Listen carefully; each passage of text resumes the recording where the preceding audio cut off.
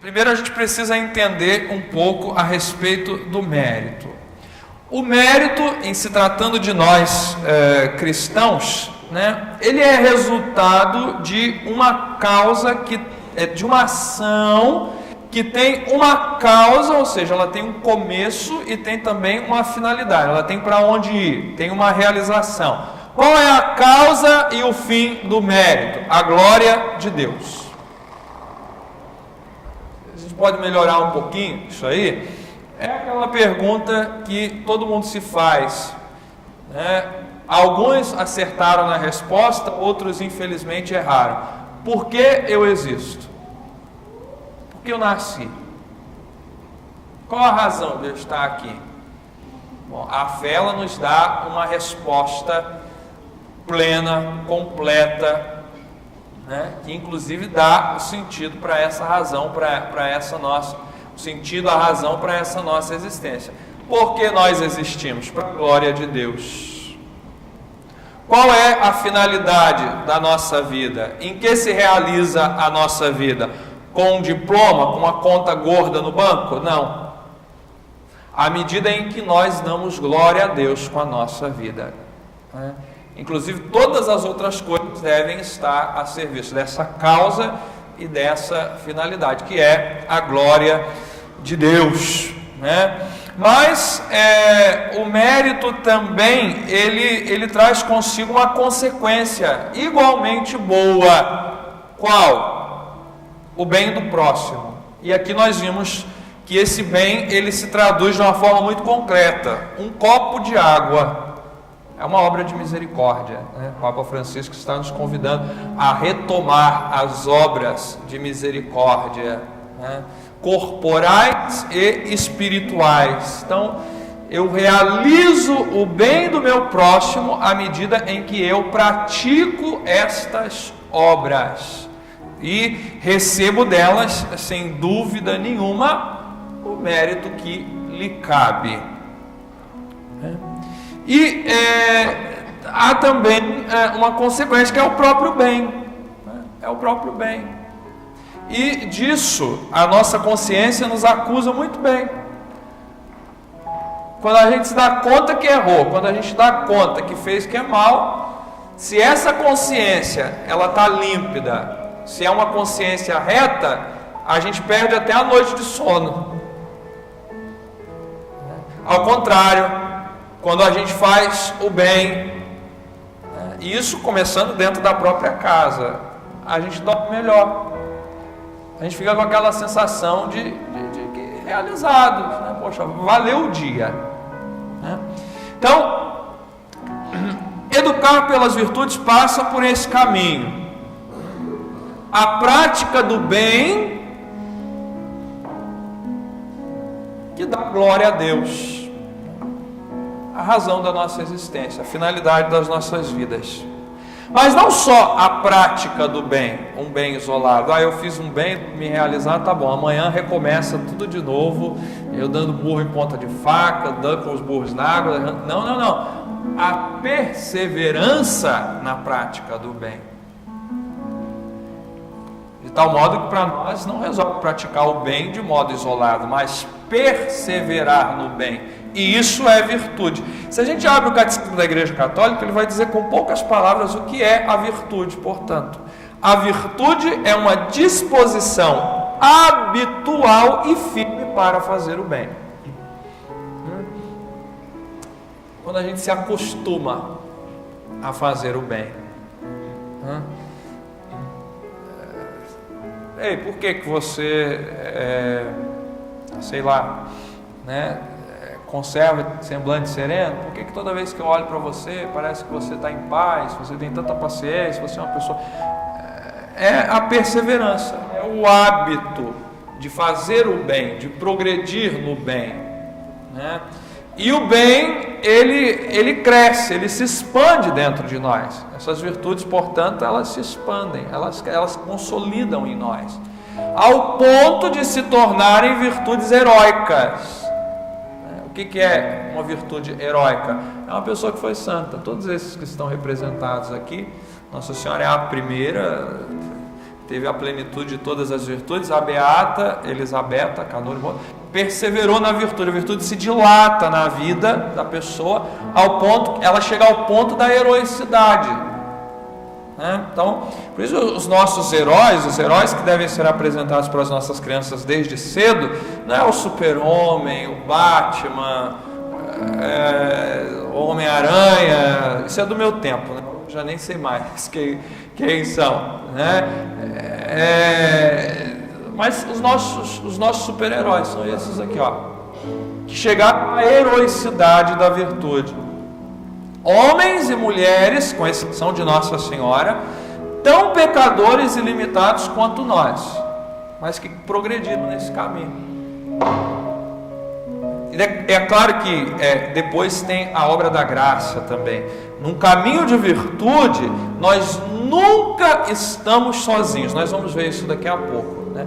Por isso que é extremamente difícil para uma pessoa que não é crente, uma pessoa que não tem fé, progredir, chegar à heroicidade das virtudes. Por quê? Porque falta graça. Porque falta graça. E isso não sou eu que estou inventando, não sou eu que estou dizendo. Os grandes santos doutores, a começar por São Tomás de Aquino, disseram. Claro que todo ser humano é a graça de Deus que o sustenta. Imagine o pior dos pecadores, o último dos pecadores. Se ele está vivo e respirando, é porque a graça de Deus está sustentando. É verdade que por causa do seu pecado, da sua impiedade, ele vai bloquear, vai obstruir a ação da graça, mas é a graça que está sustentando, que está dando vida, que está fazendo o coração dele bater, o nosso coração bater agora, o nosso organismo funcionar. É a graça de Deus. É a graça de Deus. Pois bem, e São Gregório de Nissa, que tem vários São Gregórios, ele vai dizer que o fim de uma vida virtuosa é tornar-se semelhante a Deus. O fim de uma vida virtuosa é tornar-se semelhante a Deus. Continua aí no versículo 42. Nosso Senhor, ele completa, o que ele está ensinando aos discípulos, e para nós entendermos também a outra face da moeda. A virtude é uma disposição habitual e firme para fazer o bem, é uma face da moeda, e tem uma outra essência da virtude, que a gente precisa virar a moeda para a gente se dar conta do que é fazer um caminho de virtudes, começando dentro da família, e que hoje também, infelizmente, está esquecido um pouquinho, no nosso meio. E se alguém escandalizar um desses pequeninos que creem, melhor seria que fosse jogado ao mar com uma pedra de moinho amarrada ao pescoço. Aqui não está falando mais de recompensa, não está falando de mérito, mas está falando de castigo.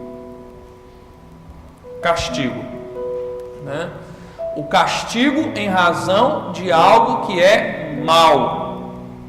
O que é mal aqui? O escândalo. O escândalo, Então, se a virtude é perseverar na prática do bem, de um lado, de outro lado, progredir na virtude é evitar o mal, com todas as forças também. Então, eu preciso evitar o mal para progredir no bem, e preciso também progredir no bem para ter forças para evitar o mal. É um caminho autêntico de virtude. O escândalo dos pequeninos, portanto, é o mal que nosso Senhor, ele assinala aqui. O que significa a palavra escândalo no contexto bíblico? Significa literalmente fazer tropeçar. Vocês prestaram atenção que eu disse que progredir na virtude é fazer um caminho, é um caminhar constante. Então você imagina só, você está caminhando um belo dia, e daqui a pouco você não enxerga o buraco, não enxerga a pedra, tropeça, cai e quebra a perna. Vai atrapalhar a sua caminhada, não vai? E dependendo do tombo, a pessoa nem levanta mais. Eu lembro bem que estava em Roma, nós recebemos a notícia do pai de um padre recém-ordenado, não era do Brasil, evidentemente, mas ele tinha recebido uma notícia triste, que o pai estava caminhando no metrô e foi subir a escada e de repente se desequilibrou, tropeçou, caiu, né, e foi desacordado para o hospital e lá permaneceu em coma. Então, um tropeço pode não ser só um tropeço, ele pode te derrubar e você pode ter sérias dificuldades para levantar depois. Se trata do escândalo na vida de fé, na vida espiritual ou na vida de virtudes. E quem são os pequeninos? É claro que nosso Senhor, ele está dizendo, principalmente em relação às pessoas crentes, às pessoas de fé, mas nós poderíamos muito bem entender as criancinhas, os filhos, uma família, os paroquianos, uma paróquia, né? O cônjuge em relação ao outro cônjuge, ou seja, todos os que estão de algum modo sob a responsabilidade de alguém. Então, em relação a um professor, seriam os seus alunos. Em relação ao patrão, seriam os seus funcionários. Em relação a um governante, seriam os cidadãos. Então, nosso Senhor, ele diz aqui: e se alguém escandalizar algum desses pequeninos, né? E aí nós temos que tomar cuidado, porque quanto maior vamos dizer assim, o status, maior a dignidade, né? Maior é a responsabilidade. Eu sempre sou muito temeroso quando se fala de alguma responsabilidade na hierarquia da igreja, né? Porque as pessoas tendem a pensar: nossa, quanto mais eu cresço, quanto mais eu progrido, né, mais privilégios eu tenho. Alguns privilégios, mas a responsabilidade ela aumenta igualmente, né? Não pode ser, portanto, ocasião de escândalo. Os pais não podem ser ocasião de tropeço para os filhos. O cônjuge não pode ser ocasião de tropeço para o outro.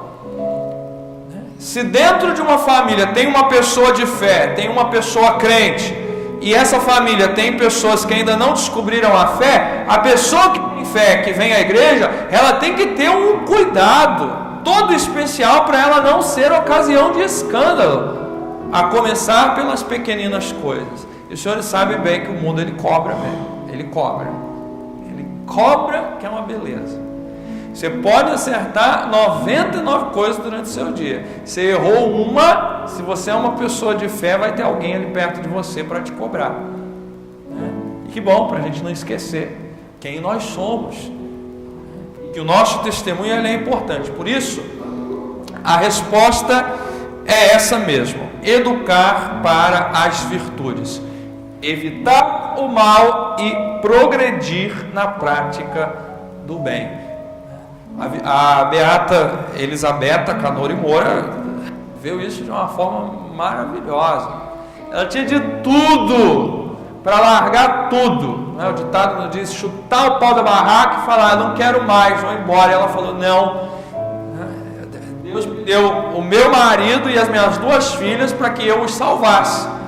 E qual o caminho que ela escolhe? Uma vida de oração, de mortificação, mas uma vida extremamente virtuosa. Extremamente virtuosa. Ela salvou a sua família sendo uma mulher de virtudes. Tanto que quando ela começa a ter problemas com uma das filhas na adolescência, que às vezes a gente pensa que santo teve vida fácil resolvida, né? Pois bem, uma das filhas dela na adolescência, o que tramou? Tramou de fugir com o namorado, com 13 para 14 anos, para casar escondida da mãe,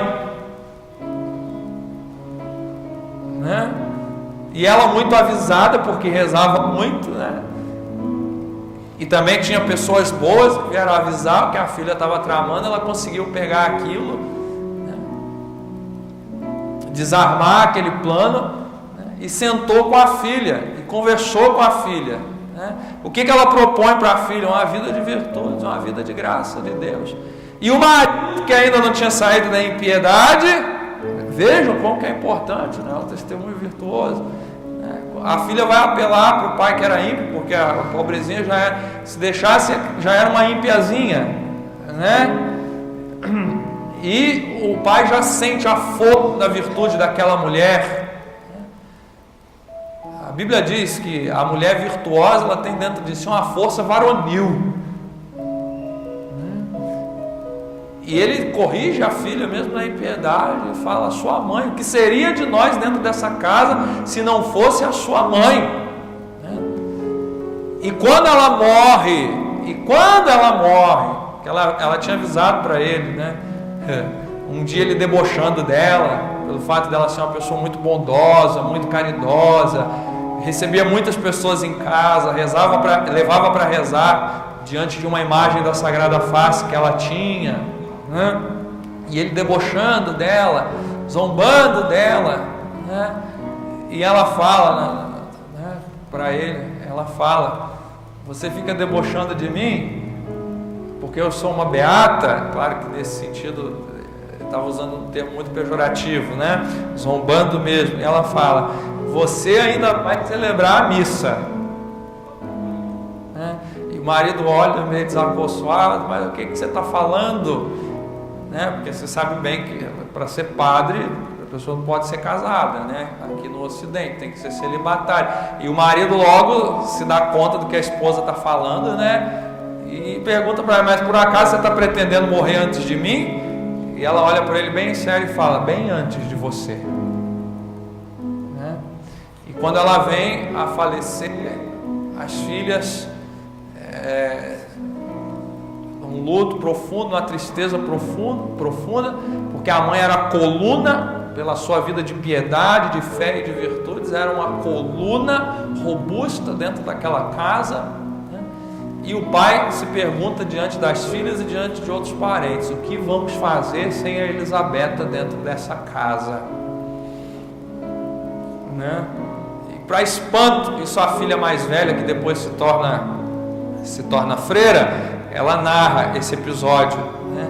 E ela disse que criou uma coragem muito grande para virar, olhar no olho do pai e pedir que o pai, agora, já que era viúvo, que pelo menos se casasse com a outra mulher que ele tinha, para ele pelo menos passar para a graça de Deus, para ele pelo menos vir para a graça de Deus e não perder a alma dele, pelo qual a beata, a mãe, tinha tanto lutado, né? E o pai, sentado numa cadeira, cabeça baixa, né? Ele diz para a filha: mas isso não é possível, porque ela já morreu, né? A outra. E ele começa ali a desabafar, dizendo que ele queria viver uma vida de penitência, uma vida de piedade, e de fato ele era um advogado inteligentíssimo, né? Começa a viver em penitência. Muitas pessoas começam a ver, inclusive no inverno rigoroso da Europa, andando descalço, fazendo penitência, rezando, né? E mais tarde, quando ele diz que quer levar uma vida austera, uma vida religiosa, entrar para um convento, para ele rezar um pouco mais, para expiar um pouco dos pecados, e a filha, que não sabia de nada que estava acontecendo, né, fica meio duvidosa assim: mas meu pai, depois de tudo que ele fez, e resolve ir falar com o confessor dela a respeito do que o pai estava desejando, que ele queria levar uma vida mais santa, uma vida mais devota. E para a surpresa dela, o padre diz para ela: não, seu pai pode entrar para um convento sim, porque já há muitos anos ele tem se confessado comigo. Ninguém sabia, o homem já estava se confessando, já estava entrando em graça de Deus. Imagina se a beata tivesse desistido de rezar por ele. Imagina se a beata Elisabetta tivesse jogado tudo para o alto. Imagina se nas tribulações ela tivesse desistido de ser uma mulher virtuosa e por isso uma coluna robusta dentro de casa. Imagina se ela tivesse resistido com todas as suas forças ao mal e levado as suas filhas por esse caminho.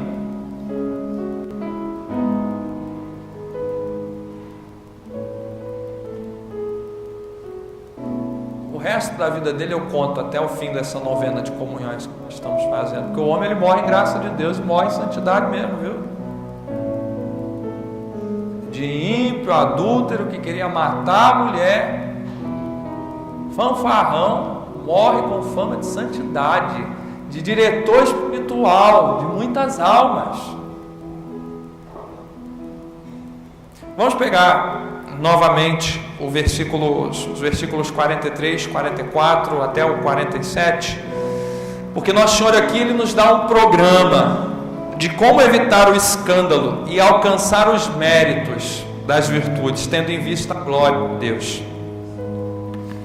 Se tua mão te leva a pecar, corta. É melhor entrar na vida sem mãos do que tendo as duas ir para o inferno, para o fogo que nunca se apaga. Se teu pé te leva a pecar, corta-o. É melhor entrar na vida sem um dos pés do que tendo os dois ser jogados no inferno. Se teu olho te leva a pecar, arranca-o. Então, ó, mão, pé e olho. Claro que nós não estamos falando de mutilação, pelo amor de Deus, o corpo é templo do Espírito Santo, ele não pode ser mutilado. Nosso Senhor está dizendo que todas as potencialidades humanas precisam ser facilitadas na prática do bem e dificultadas na prática do mal, ou seja, tem que evitar o mal. O mesmo pé que me leva na direção do mal pode me desviar para a direção do bem, basta que eu me esforce. Basta que eu clame por socorro da graça de Deus, porque eu nunca posso prescindir da graça de Deus. Pobres de nós se prescindirmos da graça de Deus, se achar que a gente pode fazer tudo sozinho, não podemos. Só a graça de Deus. Os mesmos olhos que nos levam a olhar para esse lado podem nos levar a olhar para aquela direção, podem nos levar a abaixar o nosso olhar e assim por diante. E aí nós precisamos entender uma nota distintiva dessa educação para as virtudes, e essa música hoje foi muito bem escolhida para essa missa, Educar para as virtudes, portanto, é educar para a vida, é verdade, mas é também educar para o céu, e sobretudo para o céu. Dificilmente uma família não cristã viverá a plenitude das virtudes. Por quê? Porque falta a fé. E se falta a fé, falta a graça, falta sacramento. Nós precisamos do auxílio da graça para progredir nessas virtudes. Nosso Senhor continua na sua Bíblia aí. 47b. É melhor entrar no reino de Deus. Até agora Nosso Senhor falou do castigo, agora Ele está falando do mérito. Reino de Deus, com um olho só, do que tendo os dois e ser jogado no inferno. E aqui nós vemos, de um lado, a beleza do céu para o qual nós fomos criados. Por isso nós temos que tomar cuidado com as ideologias materialistas que são ensinadas por aí para as nossas crianças, Você tem que curtir essa vida mesmo, você tem que parar com o sentimento de culpa, esse negócio de ficar fazendo exame de consciência, Aproveita mesmo, tem que fazer todas as experiências. Isso tudo vale para quem acha que a vida termina no momento da morte. Porque segundo essa convicção, a pessoa não tem nada a perder. Mas nós sabemos bem, iluminados pela virtude da fé e pela palavra de Deus, que nós fomos criados para o céu. Essa vida é passagem, como nós rezamos na Salve Rainha, muitas das vezes um vale de lágrimas.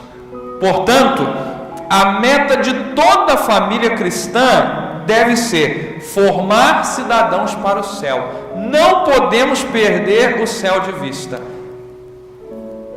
E o trabalho que se tem feito mundialmente é tirar o céu mesmo da nossa vista. Tirar o céu é tirar a religião, é nos fazer ser como o avestruz, enfiar a cabeça na terra, nos entupir nas coisas do mundo, esquecer que temos um céu, esquecer que temos uma alma, esquecer que fomos criados para a glória de Deus, esquecer que temos um Deus que nos ama e que morreu na cruz para nos salvar. Mas nós, enquanto família cristã, precisamos devolver isso à nossa sociedade imediatamente. Precisamos restituir às jovens gerações, às crianças, os recém-casados, aqueles que se perderam pelo caminho, a beleza de tudo isso. Isso tudo é sentido para a vida. Vocês perceberam lá no versículo 50 hoje? Coisa boa é o sal, mas se o sal se tornar insosso, com que lhe restituireis o tempero? Ou seja, que adianta ganhar o mundo inteiro e não ter paz? E não ter felicidade? Não ter o amor das pessoas mais próximas? E mais ainda, que adianta ganhar o mundo inteiro e vir a perder a vida eterna? Por isso, para progredir no caminho das virtudes, nós precisamos desmundanizar as nossas consciências. O Papa Francisco tem falado disso insistentemente, que o cristão ele não pode ser mundano. Ele não pode se deixar mundanizar. E nós já fomos mundanizados. Senhores, me perdoem, mas nos tempos que nós vivemos, muitos cristãos de igreja, católicos de igreja, às vezes de missa dominical, foram mundanizados. Porque perderam de vista esse caminho de virtude, esse caminho de graça e de santificação. Mentalidade se acabou por demais se acomodando, preocupada com as coisas do século, com as coisas dessa vida, e por vezes deixando a alma, deixando o céu para segundo plano, até mesmo para o último, ou até mesmo para nenhum dos planos. Os últimos minutos que faltam para a homilia, eu peço que você pegue a primeira leitura comigo, porque ela é muito forte. Aliás, São Tiago ele é muito forte em todos os sentidos. E aqui ele está falando do perigo da mundaneidade, da escravidão dos bens materiais. E agora, ricos, Tiago capítulo 5, versículo 1: chorai e gemei por causa das desgraças que estão para cair sobre vós. Vossa riqueza está apodrecendo.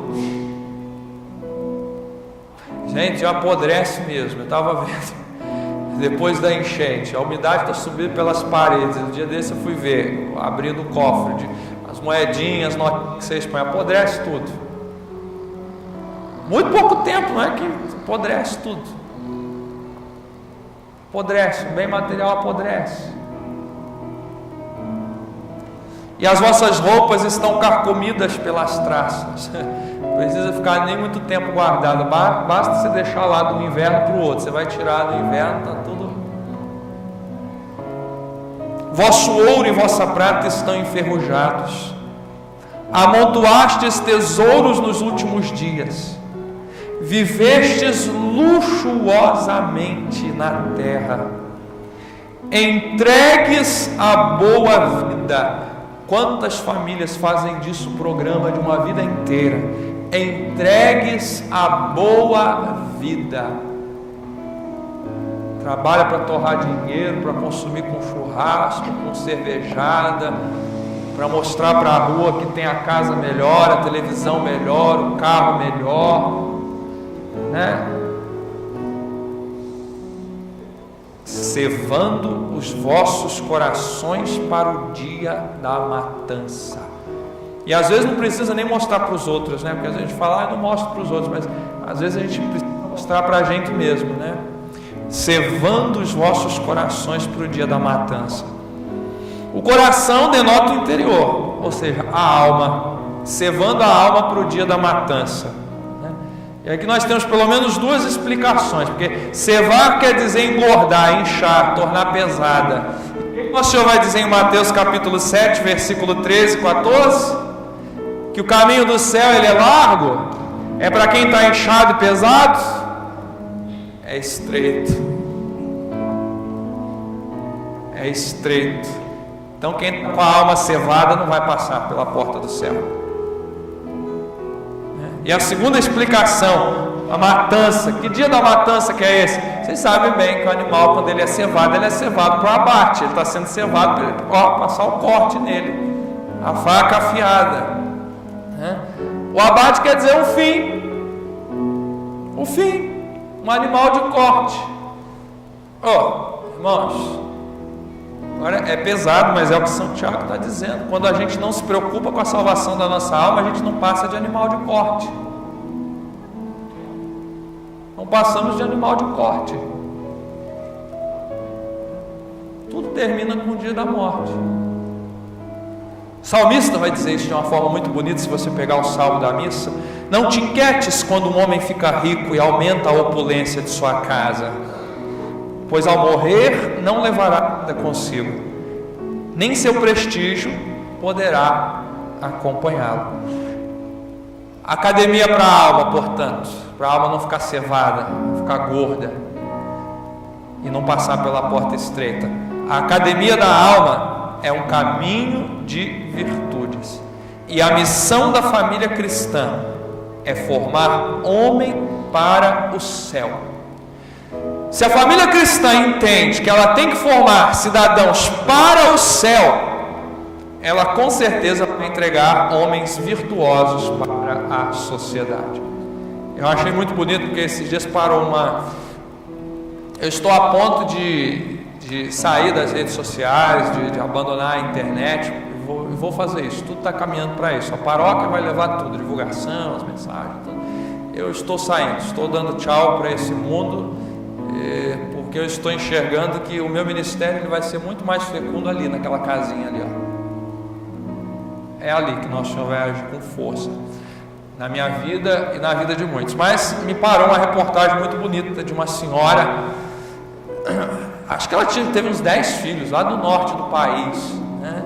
E saiu até numa grande emissora no site que todos os filhos dela foram formados com curso superior lá, e acho que tinha médico, enfermeiro, policial, professor, tudo, né? E que bonito, porque é um exemplo bonito. E a senhora já de idade, ali com um exemplo para a sociedade, que é isso que o Brasil precisa, é isso que o mundo precisa. E eu fui olhar as fotos, porque o jornal colocou algumas fotos, né?